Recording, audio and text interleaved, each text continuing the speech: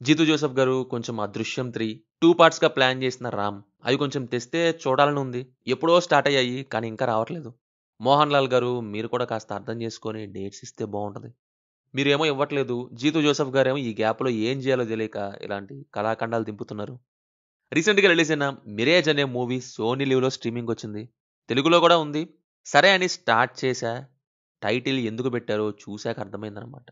ఆ trailer cut and Jeethu Joseph brand జూసి, అక్కడ ఏదో ఉందనుకోని ఓపెన్ చేస్తాం.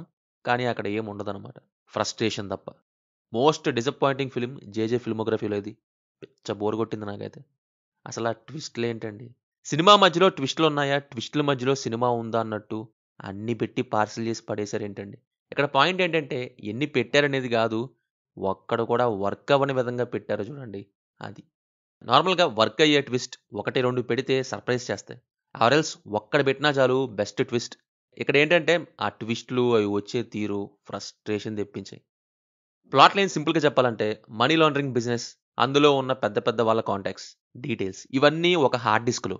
దాని చుట్టూ సినిమా అనేది రన్ అయిద్ది. ఆ కంపెనీలో వర్క్ చేసే ఎంప్లాయీస్ ఒక పక్క, ఓనర్ ఒక పక్క, పోలీస్ డిపార్ట్మెంట్ ఇంకో పక్క, జర్నలిస్ట్ ఇంకో పక్క. ఆ పెన్ డ్రైవ్ ఎవరి దగ్గరుంది? ఎందుకుంది? ఎలా ఉంది? అది మూవీలో ఉంది. ఫస్ట్ థింగ్ ట్విస్ట్‌ల గురించి కాదు. అసల ప్లాట్ లైనే బొక్కలా ఉంది.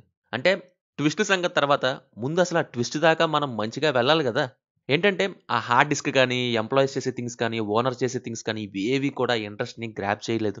వీళ్ళ హార్డ్ డ్రైవ్ గోల ఏంటి అనిపించింది తప్ప, స్టోరీ టెల్లింగ్‌లో అసలు ఇన్వాల్వ్ అయ్యేలానే చేయనివ్వలేదు.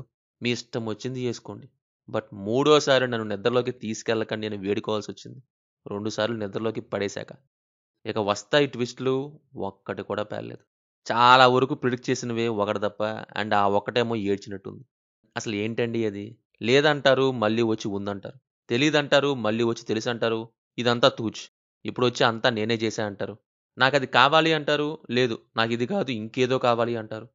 ఇవన్నీ ఏదో ఒకటెమ్మట ఒకటి చెప్పేసినట్టు ఉంటాయి గానీ, ఇక్కడ వేటికి కూడా సరైన రీజన్ ఉండి చావదు. సర్ప్రైజింగ్ ఫ్యాక్టర్ ఉండి చావదు.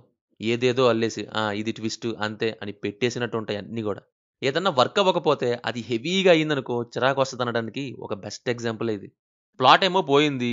ఎందుకు అంటే తలా తోకా లేని ఎన్నెన్నో ట్విస్ట్‌లొచ్చి మొత్తం ప్లాట్ హోల్స్‌నే చేసేసి వెళ్ళాయి కాబట్టి. Performances wise Asif Ali and remaining all decent. అపర్ణనే అదే సింగిల్ ఎక్స్‌ప్రెషన్ యాక్టింగ్. టెక్నికల్‌గా మాట్లాడితే సీరియల్లే ఇది. సారీ ఇది సినిమా అయితే గాదు. సీరియలే అనుకోండి. ప్రతి ట్విస్టు ఓరి నా కొడకా సీరియల్ రేంజ్‌లో ఉంటాయి మరి.